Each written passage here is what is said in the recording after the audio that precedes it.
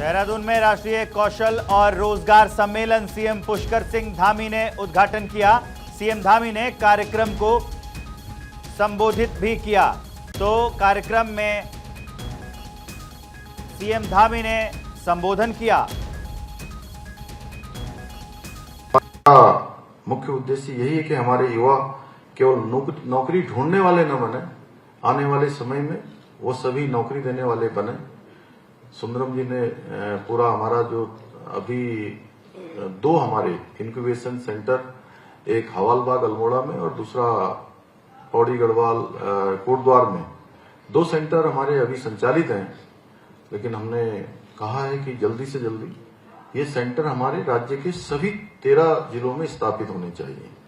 तो आपके माध्यम से मैं यही कहना चाहूंगा कि आप सब अपनी क्षमता पर विश्वास रखें और हर दिन कुछ न कुछ नया सीखने का प्रयास करें। और याद रखें, सपनों को पंख देना आपकी जिम्मेदारी है और उन्हें उड़ान देने का अवसर प्रदान करना हम सबका कर्तव्य जो यहाँ बैठे हुए हैं। आपका कौशल ही आपकी सबसे बड़ी संपत्ति है, ये हमेशा साथ रहेगी। इसलिए जितना कौशल प्राप्त किया जाए, जितना स्किल अपने को बनाया जाए, वो कम है। इसे सजोएं और इसे अपने साथ साथ समाज और देश की भलाई के लिए भी इसका उपयोग करें। हमारी सरकार कौशल विकास और रोजगार सृजन के क्षेत्र में ऐसा मॉडल तैयार करने का प्रयास कर रही है जो हमारे युवाओं को आत्मनिर्भर और सशक्त बनाकर एक मिसाल बने और साथ ही अन्य राज्यों के लिए भी प्रेरणा बने। क्योंकि आज हम बहुत सारे क्षेत्रों में हम जो भी काम कर रहे हैं, जो भी नवाचार कर रहे हैं, जो भी हम प्रैक्टिस कर रहे हैं, वो बेस्ट प्रैक्टिस हो जा रही है। भगवान की भी बड़ी कृपा है। जैसा मेरे से पहले बोलने वाले सभी ने यहाँ पर बोला, होली स्टेट और क्या बोला था सर, एलियन और होली, उन दोनों बोला था। तो हमारे ऊपर वास्तव में भगवान की बहुत बड़ी कृपा है और प्रकृति का भी बहुत बड़ा आशीर्वाद है कि एक तरफ जहां हमारा 72% जो है फॉरेस्ट है, वनों से आच्छादित है, पर्वतों से आच्छादित है, हिम शिखरों से आच्छादित है और नदियों से आच्छादित है। इसके साथ साथ देवों से भी आच्छादित है। देव भी हर जगह पर है और बहुत सारे डेस्टिनेशन हमारे पास हैं।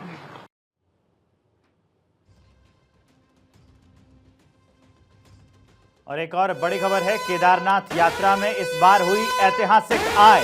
घोड़े खच्चरों से 1.31 अरब से अधिक की आय। डंडी कंडी के द्वारा हुआ 40.68 करोड़ की आय हुई है। सीएम पुष्कर धामी ने एक्स पर पोस्ट कर इसकी जानकारी दी है। तो ये ऐतिहासिक रिकॉर्ड अब की बार कायम हुआ है। घोड़े खच्चरों से 1.31 अरब से ज्यादा की आय हुई है और डंडी कंडी के द्वारा 40.68 करोड़ की आय हुई है।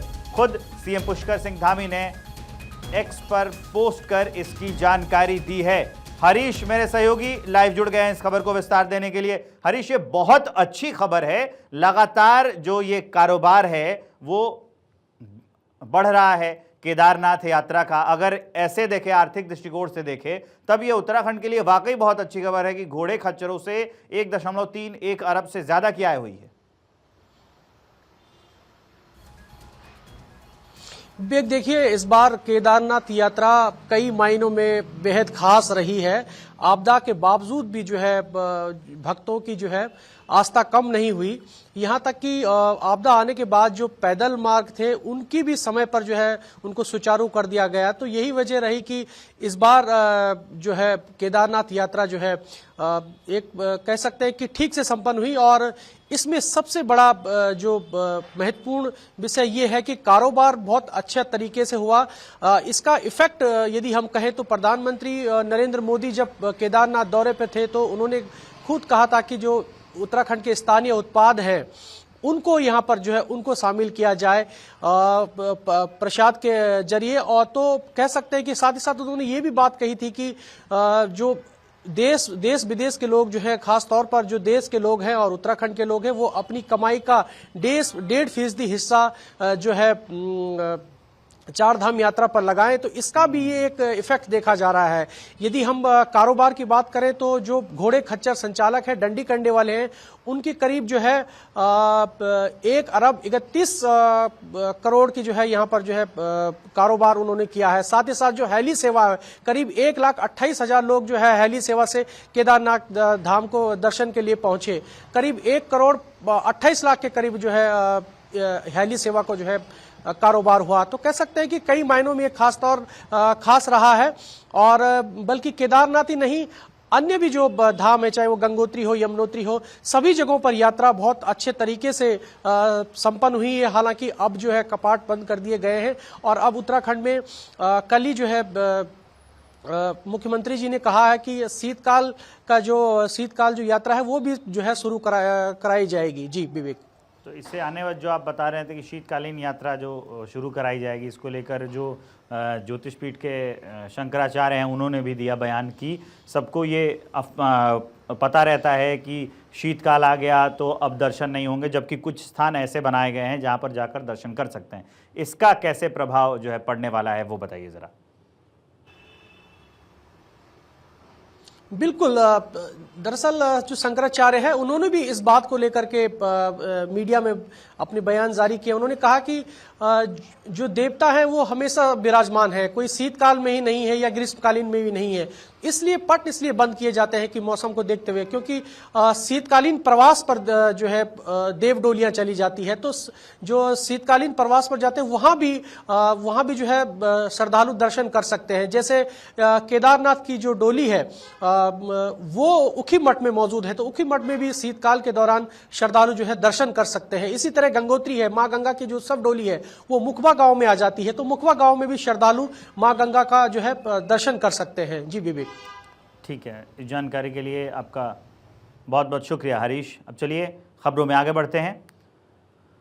सीएम पुष्कर धामी ने एक्स पर पोस्ट किया एक वीडियो। केदारनाथ बद्रीनाथ धाम का ये वीडियो पोस्ट किया है। केदारनाथ बद्रीनाथ तीर्थ क्षेत्र में विकास के नए अध्याय, ये लिखा है पीएम मोदी के नेतृत्व में लिखे जा रहे हैं ये नए अध्याय। और वो वीडियो जो पोस्ट किया गया है सीएम पुष्कर सिंह धामी के द्वारा, वो हम वीडियो आपको दिखा भी रहे हैं। तो पुष्कर सिंह धामी ने ये वीडियो जो है वो पोस्ट किया है, एक्स पर पोस्ट किया, और उन्होंने कैप्शन भी लिखा है कि पीएम मोदी के नेतृत्व में ये नए अध्याय जो हैं वो लिखे जा रहे हैं। केदारनाथ बद्रीनाथ तीर्थ क्षेत्र में विकास के जो नए अध्याय लिखे जा रहे हैं, और ये केदारनाथ और बद्रीनाथ धाम दोनों का वीडियो जो है पुष्कर सिंह धामी ने अपने एक्स पर पोस्ट किया है।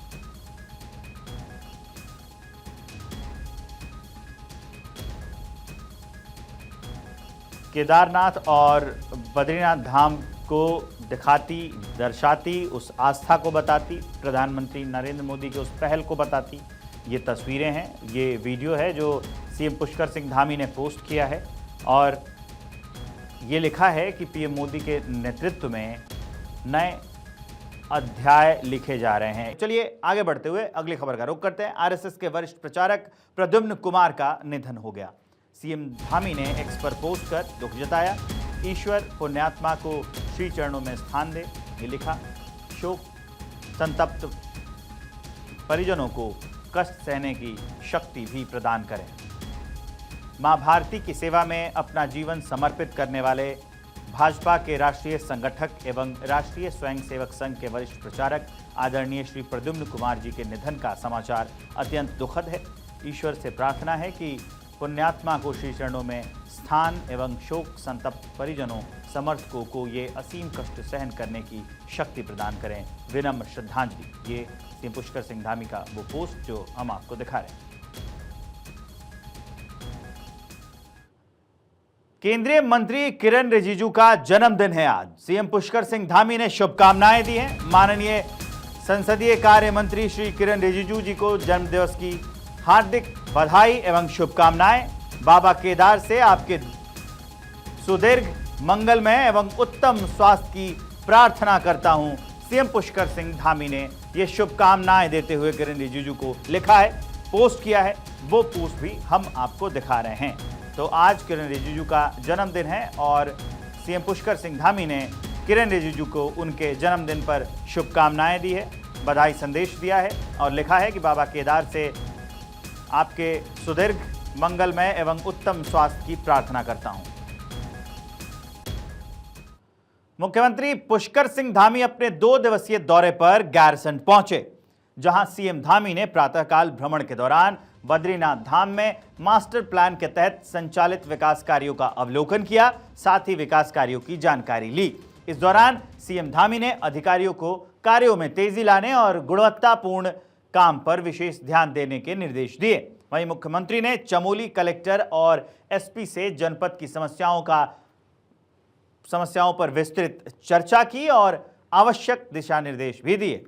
तो हम सीएम पुष्कर सिंह धामी की वो तस्वीर भी आपको दिखा रहे हैं जब वो गैरसैंण पहुंच गए थे, अचानक पहुंचे थे और वो जहां वो कार्य चल रहे हैं उसका जायजा भी लिया और अधिकारियों से भी मिले।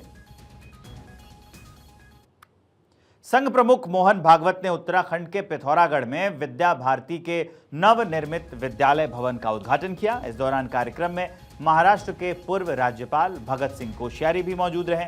बता दें कि ये स्कूल रिलायंस फाउंडेशन के सहयोग से बनाया गया है। ये स्कूल जो रिलायंस फाउंडेशन के सहयोग से बनाया गया है उसका जो उद्घाटन है वो संघ प्रमुख मोहन भागवत ने किया। पिथौरागढ़ में विद्या भारती के नवनिर्मित विद्यालय भवन का उद्घाटन मोहन भागवत ने किया और इसी दौरान महाराष्ट्र के पूर्व राज्यपाल भगत सिंह कोश्यारी भी यहाँ पर मौजूद थे। रिलायंस फाउंडेशन के सहयोग से ये जो स्कूल है वो बनाया गया है। तो जब मोहन भागवत उद्घाटन करने के लिए पहुंचे थे उस वक्त की तस्वीरें हम आपको दिखा रहे हैं। उत्तराखंड के केदारनाथ विधानसभा उपचुनाव के लिए कल वोटिंग होनी है। इसके लिए 173 बूथों में से 186 बूथों पर पोलिंग पार्टियों को रवाना कर दिया गया है। बता दें कि दूर जाने वाली 7 पार्टियों को सोमवार को ही रवाना कर दिया गया था। ये पोलिंग पार्टियां अपने गंतव्य तक पहुंच भी गई हैं। तो ये बड़ी अपडेट हम आपको बता रहे हैं कि जो पोलिंग पार्टियां हैं वो रवाना हुई हैं, क्योंकि विधानसभा उपचुनाव के लिए कल ही वोटिंग होनी है। 173 बूथों में से 186 बूथों पर पोलिंग पार्टियों को रवाना किया गया है। कुछ दूर जाने वाली 7 पार्टियां थी, उनको सोमवार को ही रवाना कर दिया गया था, वो पहुंच भी गई हैं। लक्सर के तहसील सभागार में एसडीएम की अध्यक्षता में तहसील दिवस का आयोजन किया गया। इस दौरान 20 से अधिक शिकायतें पहुंची, जिनमें से ज्यादातर शिकायतें सरकारी जमीन पर कब्जा और चक्रोड पीढ़ी चकबंदी विभाग से संबंधित थी। शिकायतों को लेकर संबंधित विभाग को समय अवधि में शिकायत का निस्तारण करने के आदेश दिए।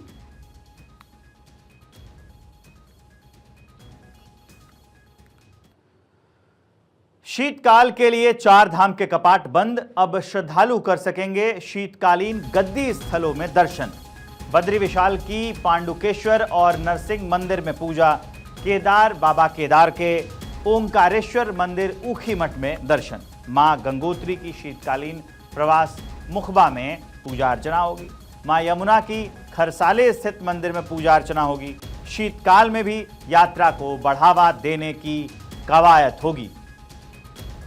तो ये हम आपको बड़ी अपडेट बता रहे हैं कि अब शीतकाल की वजह से जो कपाट हैं 4 धाम के वो बंद हो गए हैं, लेकिन अब जो श्रद्धालु हैं शीतकालीन जो गद्दी है वहां पर जाकर दर्शन कर सकेंगे। भगवान वो वहां पर भी विराजमान होते हैं। बद्री विशाल की पांडुकेश्वर और नरसिंह मंदिर में पूजा होगी। बाबा केदार के ओंकारेश्वर मंदिर ऊखीमठ में दर्शन हो पाएंगे। मां गंगोत्री की शीतकालीन प्रवास मुखबा में पूजा अर्चना होगी। मां यमुना की खरसाले स्थित मंदिर में पूजा अर्चना होगी। शीतकाल में भी यात्रा को बढ़ावा देने की कवायद है ये। तो शीतकाल में भी जो श्रद्धालु हैं, जो भक्तगण हैं, वो जाकर इन जगहों पर दर्शन कर पाएंगे। मां यमुना की खरसाले स्थित मंदिर में पूजा अर्चना कर पाएंगे। और चंदौली से एक बड़ी अपडेट है। चलती ट्रेन से एक यात्री गिर गया। जीआरपी जवानों ने उसकी जान बचा ली। ट्रेन प्लेटफॉर्म के बीच में यात्री फंस गया था। तो चंदौली से ये बड़ी खबर हम आपको बता रहे हैं। अब उसकी तस्वीरें भी आपकी टीवी स्क्रीन पर चल रही हैं कि यहाँ पर ट्रेन और प्लेटफॉर्म के बीच में देखिए कैसे एक शख्स फंस गया, लेकिन जीआरपी के जवान तुरंत से मुस्तैद थे, वहाँ गए और उसको बाहर निकाल लिया। जैसे वो शख्स गिरा था उसके बाद कैसे अफरा तफरी मच गई थी, वो तस्वीर हम आपको दिखा रहे हैं। तस्वीरें चंदौली से आई हैं। चलती ट्रेन से ये शख्स गिर गया और गिरा कहाँ, तो जो ट्रेन है और जो प्लेटफॉर्म है उसी के बीच में यात्री फंस गया, लेकिन जो जीआरपी के जवान थे उन्होंने इस शख्स की जान बचा ली।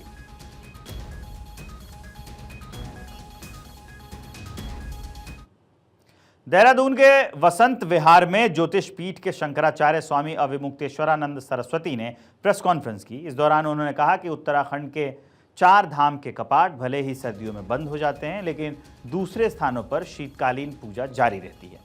ऐसे में श्रद्धालु शीतकाल में भी भगवान के दर्शन कर सकते हैं। इसके लिए सरकार को शीतकालीन 4 धाम यात्रा शुरू करनी चाहिए।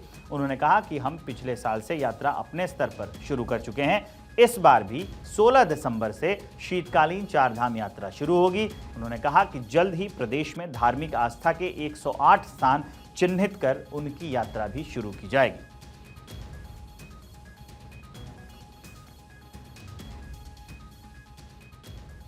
16 दिसंबर से हमारी शीतकालीन यात्रा शुरू हो जाएगी। उसका जो रूप है, पहले यमुनोत्री, फिर गंगोत्री, फिर केदार, फिर बद्री, तो मतलब उन्हीं का जो शीतकालीन स्थान है, उन्हीं स्थानों में ये एक भ्रांति उत्पन्न हो गई है हिंदू समाज में।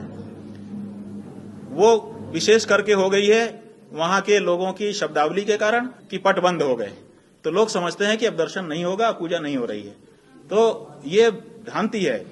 केवल ग्रीष्मकालीन स्थान पर बंद हुआ है, शीतकालीन स्थान पर डोली आकर के वहां पूजा होती रहती है, वहां दर्शन होता रहता है, पुण्य वही मिलता रहता है।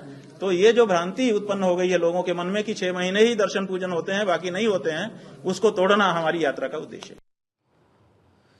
अब चलिए अगली बड़ी खबर की ओर बढ़ते हैं। उत्तराखंड राज्य महिला आयोग की अध्यक्ष कुसुम कंडवाल ने देहरादून में उत्तर प्रदेश राज्य महिला आयोग की अध्यक्ष बबीता सिंह से मुलाकात की। दोनों के बीच ये शिष्टाचार मुलाकात थी। आपको बता दें कि उत्तर प्रदेश राज्य महिला आयोग की अध्यक्ष एक निजी वैवाहिक कार्यक्रम में भाग लेने के लिए देहरादून पहुंची थी।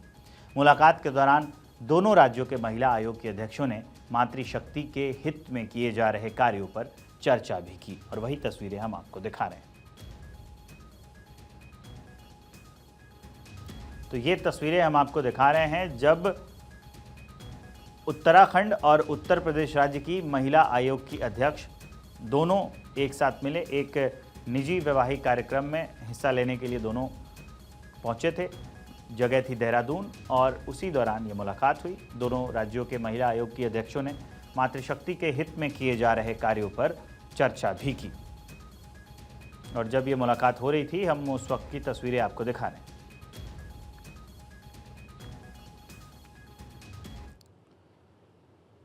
पूर्व मंत्री हरक सिंह रावत कोटद्वार के पास पाखरो टाइगर सफारी मामले में सीबीआई और ईडी की जांच का सामना कर रहे हैं। हरक सिंह रावत ने बीजेपी के नेताओं पर गंभीर आरोप लगाए, साथ ही कहा है कि पेपर लीक से लेकर दुष्कर्म तक के मामलों में बीजेपी के नेता शामिल हैं।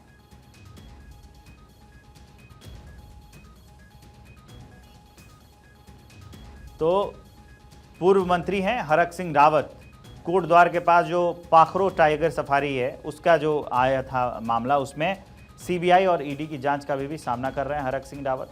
उन्होंने बीजेपी नेताओं पर गंभीर आरोप भी लगाए हैं। उन्होंने कहा है कि पेपर लीक से लेकर दुष्कर्म तक बीजेपी के नेता उसमें शामिल हैं।